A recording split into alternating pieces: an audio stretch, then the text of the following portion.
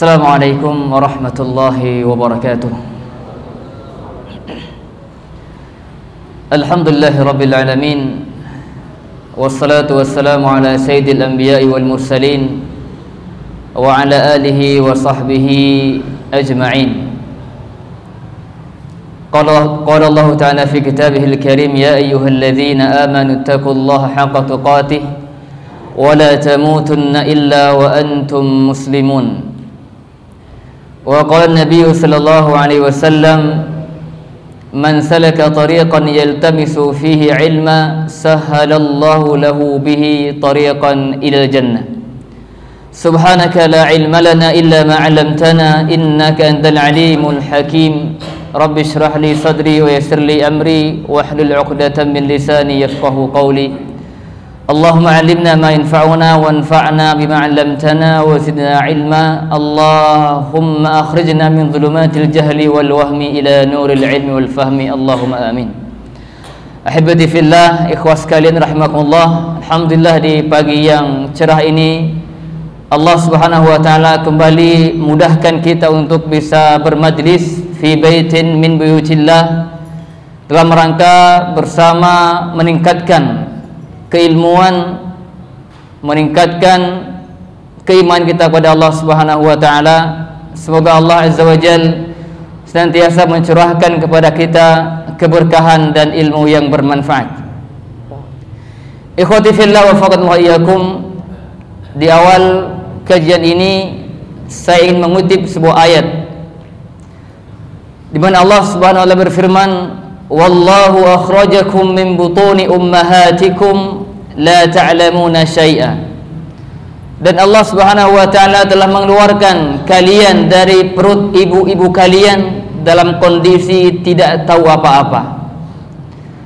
Dalam ayat ini Allah memberikan satu pesan kepada kita semuanya bahwa kita sejatinya orang-orang bodoh.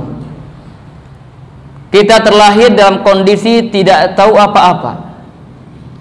Lantas kita sebagai seorang muslim, seorang hamba, untuk menghilangkan atau mengangkat kebodohan itu, kejahilan itu, hendaknya kita belajar.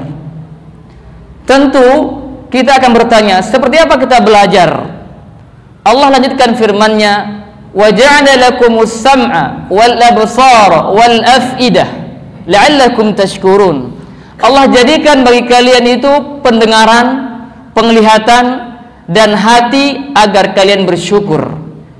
Maksudnya Allah bekali kita fasilitas ataupun panca indera ataupun alat yang bisa kita gunakan untuk mengangkat kebodohan kita, untuk mengangkat kejahilan kita. Pendengaran kita ini adalah salah satu alat yang bisa kita maksimalkan untuk mengangkat kebodohan yang ada pada diri kita.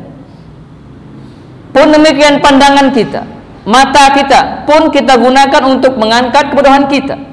Hati yang Allah berikan untuk kita pun harus kita gunakan untuk mengangkat kebodohan yang ada pada diri kita. Kalau kita ingin bertanya pada diri kita masing-masing, berapa persen pendengaran yang kita gunakan untuk mengangkat kebodohan kita dalam seharian kita? Berapa persen pandangan mata kita gunakan untuk mengangkat kebodohan kita? Berapa persen dari hati kita yang setiap hari berdetak, berdenyut dengan izin Allah, berapa persen kita gunakan untuk memahami ilmu-ilmu Islam, untuk mengangkat kebodohan kita? 3 anugerah besar ini hendaknya kita harus senantiasa ingat untuk mensyukurinya. La'allakum tashkurun. Allah bekali kita dengan 3 panca indera yang luar biasa ini agar kita maksimalkan untuk mengangkat kebodohan yang ada pada diri kita masing-masing. Apalagi kita sekarang berada di majelis ilmu, maka 3 panca indera ini akan sangat menentukan ba'dallahi ta'ala berapa banyak ilmu yang kita serap. Semakin maksimal pendengaran kita pasang untuk mendengar ilmu, semakin maksimal mata kita gunakan untuk mendengar ilmu, melihat apa yang disampaikan, seberapa maksimal hati kita fokus untuk mendengar ilmu, maka sebesar itu pula akan kita serap ilmu tersebut. Maka jika tiga hal ini berkurang, maka serapan ilmu pun akan berkurang. Begitu dikatakan oleh seorang ulama. Dia mengatakan semakin maksimal kita gunakan tiga panca indera ini dalam belajar, insya Allah akan semakin maksimal kita menyerap ilmu yang disampaikan. Maka jangan sampai ketika kita bermajlis, pandangan kita asyik dengan yang lainnya, pendengaran kita fokus mendengar yang di luar ilmu. Apalagi hati kita yang nggak fokus, tubuh kita di masjid, fi majlisil ilm, tapi hati kita nerawang kemana-mana di luar masjid. Ini dipastikan ilmu nggak akan kita serap. Maka Allah berfirman di surat Qaf, inna fi dzalika ladzikra liman kana lahu qalbun aw alqas sam'a wa huwa syahid. Akan didapatkan ibrah, pelajaran dari Al-Quran, dari ilmu yang disampaikan jika tiga panca indera itu hadir, pendengarannya, hatinya, dan juga pandangan matanya. Semoga Allah Subhanahu wa taala berikan kita taufik untuk terus fokus ketika kita belajar, agar panca indera yang Allah berikan kepada kita ini kita bisa syukuri dengan baik. Karena kalau tidak, nanti berat kita mempertanggungjawabkan di hadapan Allah Subhanahu wa taala di hari kiamat kelak. Allah berfirman di ayat yang lain, inna sam'a wal basara wal fuada kullu ulaika kana anhu mas'ula. Sesungguhnya pendengaran, penglihatan, dan hati, semua itu nanti akan diminta pertanggungjawaban di hadapan Allah Azza wa Jalla. Kemana kau gunakan pandangan matamu? Kemana kau gunakan telingamu? Kemana kau gunakan hatimu? Semua itu harus kita siapkan untuk mempertanggungjawabkan di hadapan Allah Subhanahu wa taala. Ikhwas sekalian rahimakumullah, tema kajian kita pada pagi hari ini adalah amanat besar. Sebuah tema yang ada di buku di BNI, di bawah naungan Islam. Tentu tema ini bukanlah tema yang ringan, tema berat yang kita butuh konsentrasi untuk memahami apa yang dikandung oleh tema ini.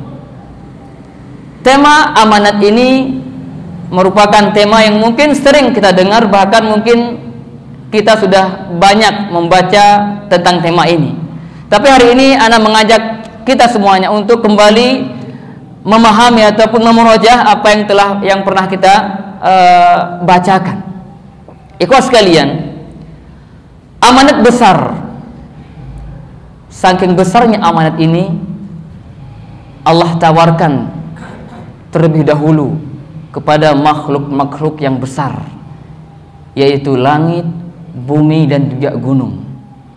Tapi ternyata mereka semua itu tidak mampu mengemban, atau tidak mau, atau mereka khawatir untuk mengemban amanat yang besar ini.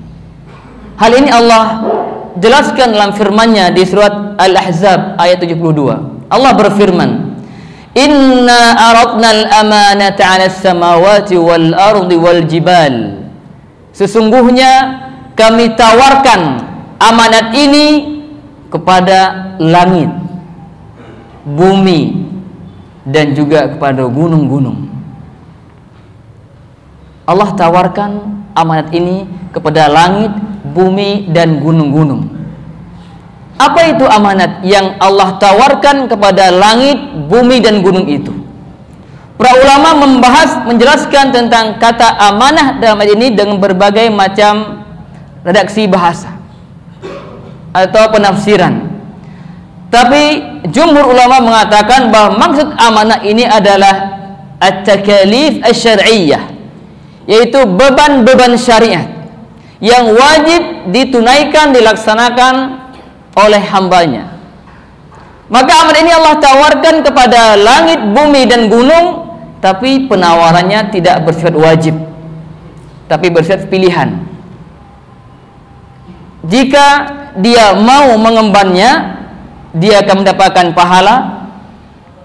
Jika dia menolaknya pun tidak mendapat dosa. Artinya ada pilihan. Mangga, silahkan diambil amanah ini, ada konsekuensinya. Kalau kalian memilih amanah ini, mengembannya, maka konsekuensinya jika kalian tunaikan akan diberi kebaikan, ganjaran. Jika diabaikan akan diberi ancaman atau siksaan. Tapi ternyata langit, bumi dan gunung itu menolak untuk mengembannya. Fa'abaina ayyahmilnaha. Mereka menolaknya bukan karena maksiat kepada Allah, lah. Tapi karena mereka fa'ashfaqna minha. Karena mereka semua itu, langit, bumi dan gunung itu khawatir, takut tidak mampu menunaikan amanah itu. Mungkin ada yang bertanya, bagaimana mungkin kok gunung-gunung, bumi, langit ditawarkan? Memang mereka mampu berpikir, mampu memahami amanah itu? Maka jawabannya bahwa Allah telah memberikan al-idrak, memberikan kemampuan untuk memahami kepada gunung, bumi dan langit itu. Wallahu ala kulli syai'in qadir.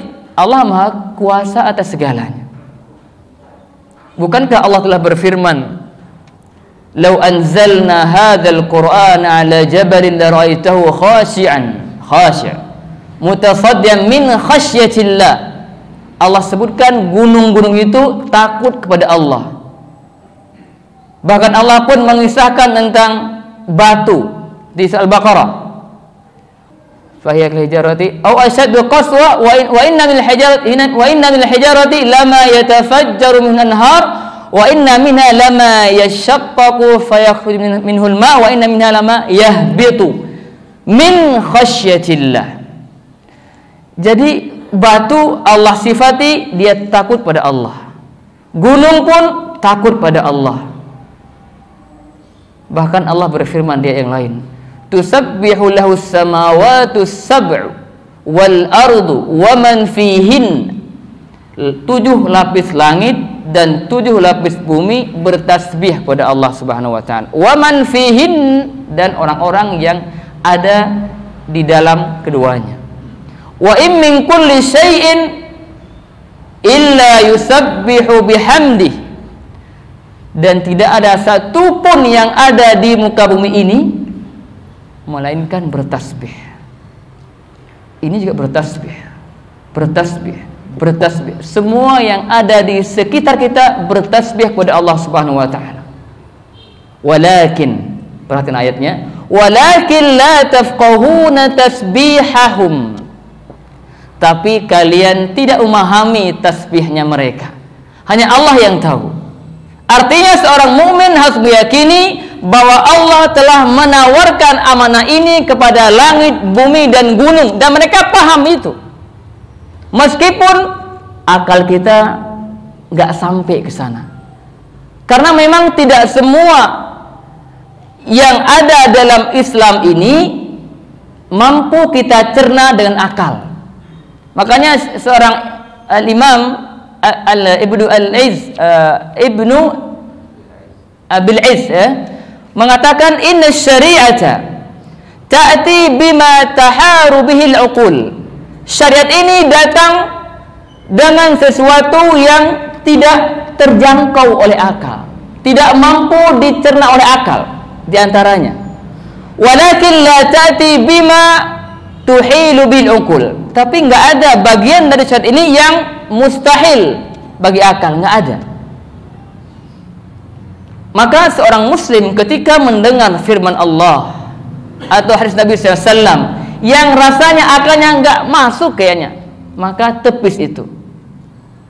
Kenapa? Karena bukan nggak masuk akal, akal kita nggak nyampe, terbatas. Memang Allah cipta kita dengan yang terbatas, nggak semua kita bisa jangkau. Mazhar al-ghaib, al-ghaibiyat, semuanya itu tidak mampu dijangkau oleh akal. Maka ini poin penting yang harus dipahami oleh seorang muslim.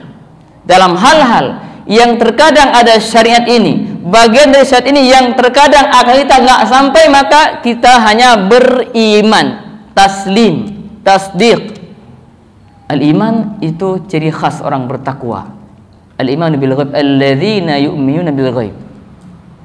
Jadi kita yakini bahwa Allah telah menawarkan kepada bumi dan langit dan juga gunung, dan mereka menolak semua itu. Itu terjadi? Iya terjadi. Tahu dari mana? Allah firmankan. Bagaimana itu? Allahu a'lam. Tapi seorang mukmin harus yakin dengan apa yang Allah firmankan. Nah, ketika sekarang bumi, langit, dan gunung menolak untuk mengemban amanah ini karena khawatir tak mampu melaksanakan amanah tersebut, wa hamalahal insan, tapi manusia siap untuk mengembannya, siap untuk mengemban amanah itu.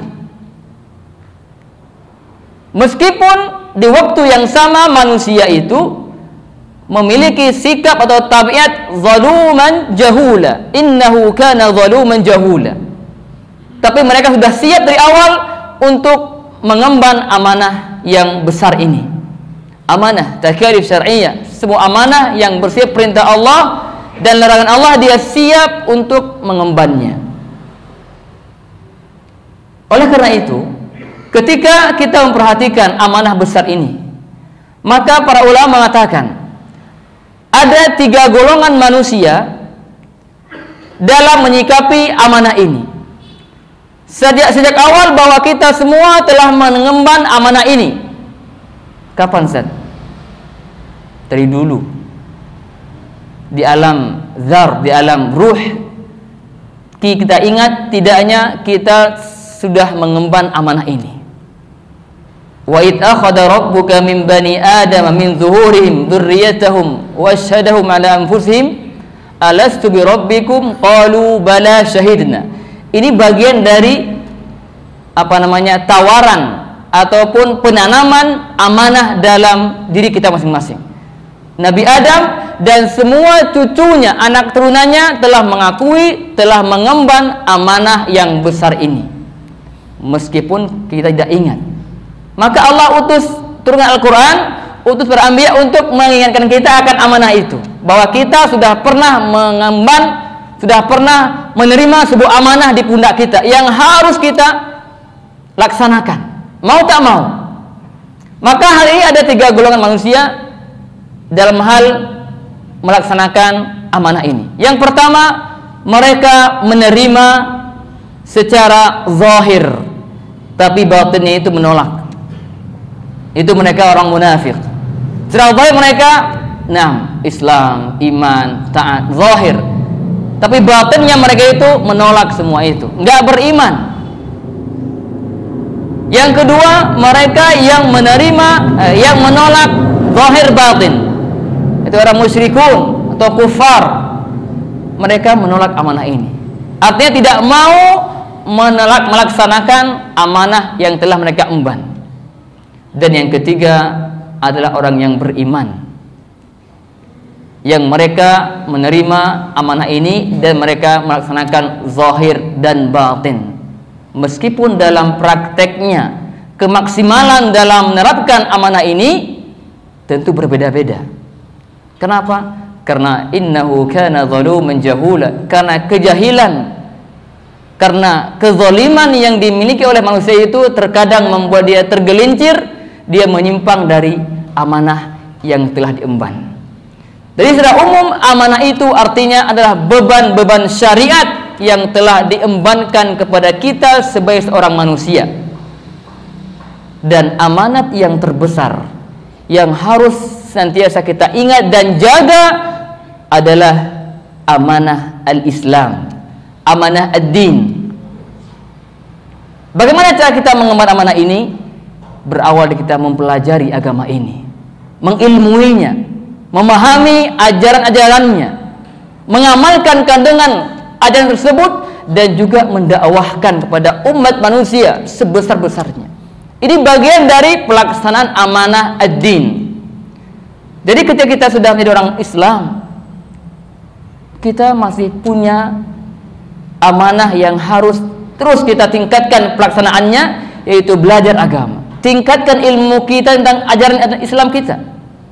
Amalkan, maksimalkan amal kita tentang Islam. Dan juga maksimalkan untuk mendakwahkan Islam ini kepada manusia, memberikan pencerahan-pencerahan kepada umat manusia. Ini bagian dari amanah yang harus kita laksanakan, amanah ad-din, dan diantaranya amanah tauhid. bagian dari menjaga amanah din, kita harus menjaga tauhid pada diri kita, keluarga kita, masyarakat kita, dan umat manusia semuanya. Kita harus tunaikan amanah ini dengan memperhatikan, menjaga tauhid kita, bahkan tauhid umat manusia, agar mereka tetap berada di jalan yang benar. Itu diantara poin bagian dari takalif syar'iyyah. Yang kedua, diantara hal penting yang perlu kita garis bawahi juga adalah bahwa diantara takalif syar'iyyah ada semua kewajiban-kewajiban yang Allah wajibkan harus kita tunaikan dengan baik. Berawal dari sholat, zakat, puasa, haji, birrul walidain, dan yang lain sebagainya. Setiap kewajiban itu kita harus perhatikan, tunaikan dengan baik dan benar. Sholat kita tunaikan pada waktunya, itu amanah, dan khusyuk dalam sholat itu amanah. Alhamdulillah kita semua sholat, tapi kita belum selesai. Jangan merasa cukup sholat kita udah Masya Allah. Kita harus terus perbaiki diri. Semua kita sudah sholat, tapi realitanya terkadang dua orang yang sholat berdampingan, satu dapat pahala mungkin 90, sebelahnya mungkin 0 pahalanya. Kenapa? Masalah bukan hanya gerakan yang sempurna, wudu yang sempurna, bukan, tapi hudurul qalb, kehadiran hati saat itu sangat penting. Itu amanah. Itu kita berjuang untuk menunaikan amanah yang kuat, yang besar ini, agar kita sholat sempurna. Pun kita diantara amanah juga keluarga kita, amanah dari Allah yang harus kita tunaikan sebagaimana yang Allah kehendaki. Allah telah firmankan, ya ayyuhalladzina amanu qu anfusakum. Ini amanah. Jaga diri kalian, wa ahlikum nara, dan keluarga kalian dari api neraka. Jangan sampai keluarga yang kita miliki, anak-anak yang Allah titipkan, kita sia-siakan. Ini amanah besar yang nanti akan diminta pertanggungjawaban. Maka seorang muslim, apalagi seorang dai, aktivis Islam, aktivis dakwah Ahlussunnah wal Jamaah, harus perhatian. Jangan sampai kita terlalu semangat untuk mendakwahkan orang-orang luar, tapi untuk keluarga kita melempem. Semangat mendakwahkan orang luar bagus, tapi jangan sampai keluarga kita abaikan. Mendakwahkan keluarga kita wajib, mendakwahkan orang lain pun wajib, tapi ini kewajibannya keluarga harus diutamakan dulu, maksimalkan. Ini pesan untuk diri anak pribadi kita semuanya. Kita kuatkan semangat kita untuk menunaikan amanah dakwah ini. Pertama, amanah dakwah keluarga jangan sampai diabaikan. Anak-anak kita, tanggung jawab kita. Anak-anak kita nggak ditanya yayasan, ya, nggak ditanya orang lain, kenapa anak kamu ini, enggak. Semua juga nanti diminta pertanyaan orang tuanya, meskipun dia telah menyekolahkan anaknya ke sekolah yang mungkin Islami, tapi tetap beban tanggung jawab itu orang tua. Amanah. Jangan sampai merasa udah nitip ke anak ke sekolah bebas, orang tuanya nyantai lah. Harus punya perhatian juga mengawal anak-anak kita. Di antara amanah juga yang perlu kita perhatikanlah amanah anggota tubuh kita. Amanah tangan kita, amanah pandangan mata kita, telinga kita, lisan kita, kaki kita. Ini semuanya amanah yang harus kita kerahkan sesuai dengan perintah Allah yang Allah kehendaki. Gunakan kaki kita untuk berjalan ke tempat yang Allah ridhoi. Gunakan lisan kita untuk mengatakan hal-hal yang Allah ridhoi. Gunakan mata kita untuk melihat sesuatu yang Allah ridhoi. Gunakan telinga kita mendengar apa-apa yang Allah ridhoi. Karena semua itu adalah amanah. Dan yang teramanah juga, ini bagian dari taklif syar'iyyah, amanah yang berkaitan dengan hak orang lain, berkaitan dengan harta. Tugas kita sekarang, kita sebagai seorang aktivis sekaligus karyawan, aktivis karyawan yang punya hak, punya amanah yang harus ditunaikan. Waktu saat kita bekerja jangan sampai kita semaunya. Ini pesan untuk diri anak pribadi. Kita aktivis dakwah, kita berada di lembaga dakwah Ahlussunnah wal Jamaah, lembaga dakwah yang mengusung Siratal mustaqim, jangan sampai amanah jam, amanah tugas yang diembankan kepada kita oleh masing-masing ketua kita, ketua yayasan kita atau lembaga kita sia-siakan. Waktu yang kita gunakan atau waktu selama di kantor, mungkin ada yang asyik dengan melakukan sesuatu yang tidak ada hubungan dengan tugasnya. Hati-hati, amanah jangan sampai dikhianati. Jangan sampai kita amanah itu, jadi seorang presiden harus amanah, memperhatikan bawahannya. Ya, kita si bawahan pun ada amanah yang harus kita perhatikan. Sekarang kita mengikuti di yayasan ini, di lembaga dakwah berkah ini, insyaallah, perhatikan sejauh mana kita telah menunaikan amanah yang diembankan oleh ketua yayasan kita atau ketua lembaga kita. Jangan sampai kita berkuar-kuar amanah keluar, tapi diri kita banyak menilainya. Nastaghfirullah wa atubu ilaih. Ini introspeksi untuk kita semuanya. Jangan sampai kita lalai dalam mengemban amanah di kantor kita masing-masing. Iya, kita berjuang untuk mengemban amanah dakwah. Karena itu bagian dari taklif. Kita berjuang untuk menyebarkan Islam seluas-luasnya. Berjuang untuk mengajak kaum muslim untuk mengenal Ahlussunnah wal Jamaah. Iya, luar biasa. Tapi pun kita harus perhatikan dengan hati kita, sikap kita dengan antara sama kita. Jangan sampai ada khianat di antara kita, karena kita hidup di lingkungan yang islami, teman-teman Islam insyaallah, lingkungan yang insyaallah sangat terkondusif untuk meningkatkan iman kita. Maka perhatikan, ini hal yang sangat penting. Kita kembali ke poin yang pertama, bahwa amanah yang diembankan kepada kita semuanya, mau tak mau kita harus melaksanakannya, harus maksimal untuk melaksanakan amanah ini. Dari amanah yang tertinggi itu tauhidullah, al-iman billah, dan seterusnya sampai yang terkecil, kita berusaha untuk semaksimal mungkin mengemban amanah ini. Intinya amanah ini dalam bentuk kita melaksanakan tujuan hidup kita.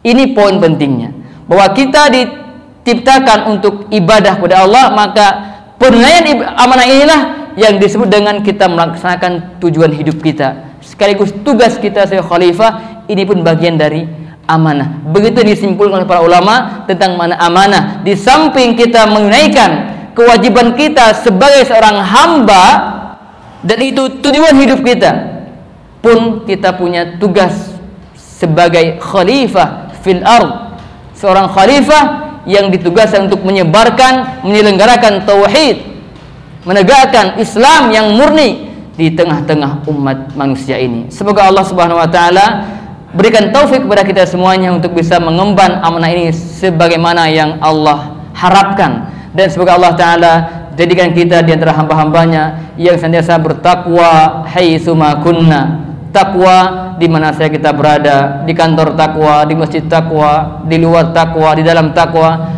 Ittaqillaha haitsuma kunta, bertakwalah pada Allah di mana saja engkau berada. Semoga Allah SWT jadikan kita di antara hamba yang bertakwa. Amin ya rabbal alamin. Demikian yang bisa disampaikan. Semoga keterangan atau penjelasan singkat ini bisa memberikan manfaat untuk kita semuanya. Amin ya rabbal alamin. Subhanakallahumma wa bihamdika asyhadu an la ilaha illa anta astaghfiruka wa atubu ilaik. Assalamualaikum warahmatullahi wabarakatuh.